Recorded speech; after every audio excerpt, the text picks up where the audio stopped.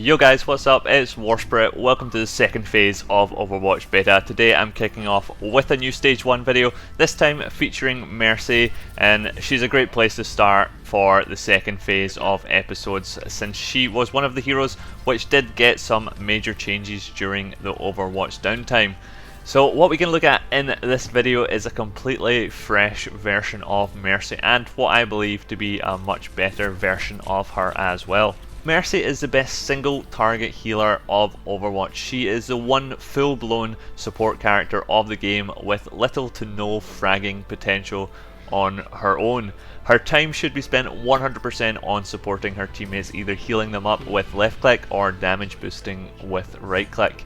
If anyone on the team isn't needing healing, then you should definitely be damage boosting a damage dealing hero. What I do want to make clear early on is that Mercy is not a boring character to play despite her very supportive role in Overwatch. Yes, you do have to rely on your team because alone a Mercy can't really achieve anything, but you can be that force behind the team which can bring home the win in duels, skirmishes and in major team fights.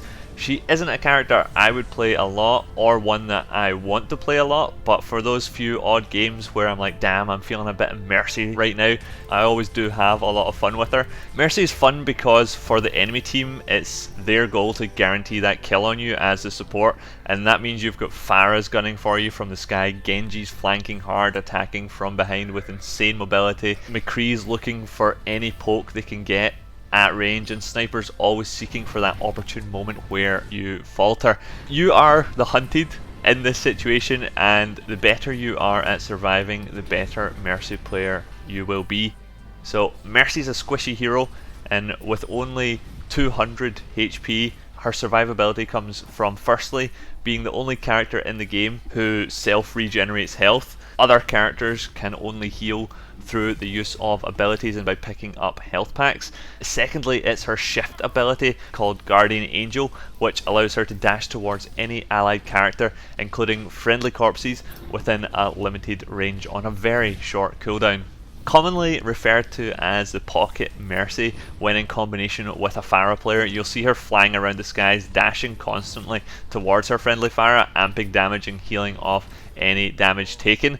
Her passive ability allows her to glide once airborne, where you can hold spacebar to control a slow descent towards the ground, and oftentimes that means never actually having to touch the ground with Mercy due to the combination of Guardian Angel and glide abilities just constantly dashing up to that friendly Pharah. My favourite way to play Mercy is to become the untouchable Mercy. If I have my dash ability available, then I definitely want to use it. It makes me harder to hit.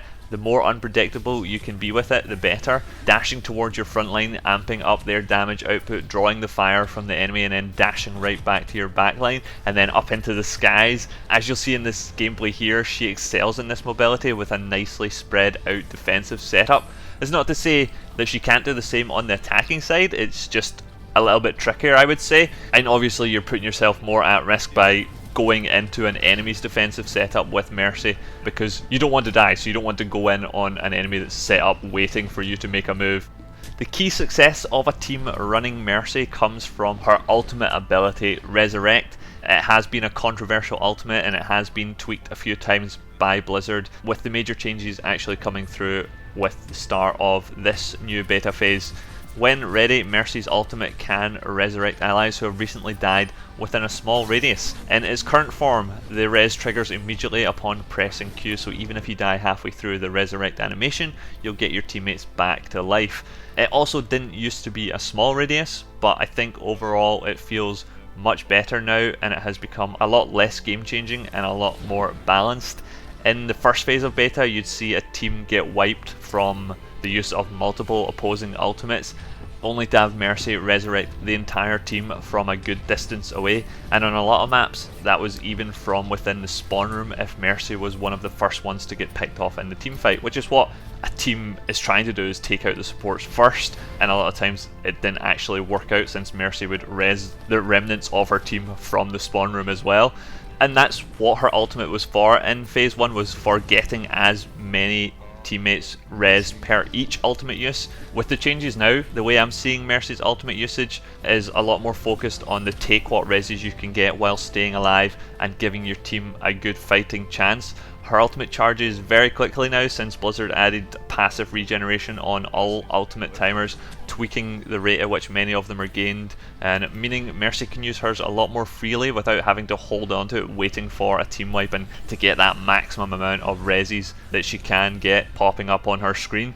If you can, guarantee a nice double res while your team can get a few picks and you can survive, then you've basically won a good team fight there without too much trouble. And like, while a team fight is going on, if a couple of your guys get taken out, get them back on their feet and continue the fight and finish them off, because you're making it a 6v4 by bringing on that extra teammate back to life. It's definitely not the same as losing the whole team fight, rezzing the whole team and then having yourself another chance at trying to win it. A lot of the times that didn't even really work out in phase 1 since your team was set up as sitting ducks on the res, waiting for any remaining ultimates from the enemy team to just basically stun you out with perhaps a Reinhardt ult was usually saved for those reses, and again wipe your team all over again, which is just terrible to have happen to you. So it definitely feels a lot more awesome now. Just spam those heals, spam those damage boosts, and spam those ultimates while dashing around your teammates' positions, and your Mercy gameplay should start feeling incredibly rewarding and quite a bit of fun. Thanks for watching, guys. I hope you enjoyed this video of Overwatch Stage 1 Mercy, and I look forward to seeing you guys at my next video as well. Thanks for watching. Bye bye.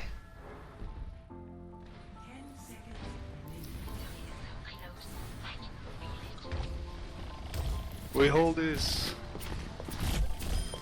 No, my unit! No!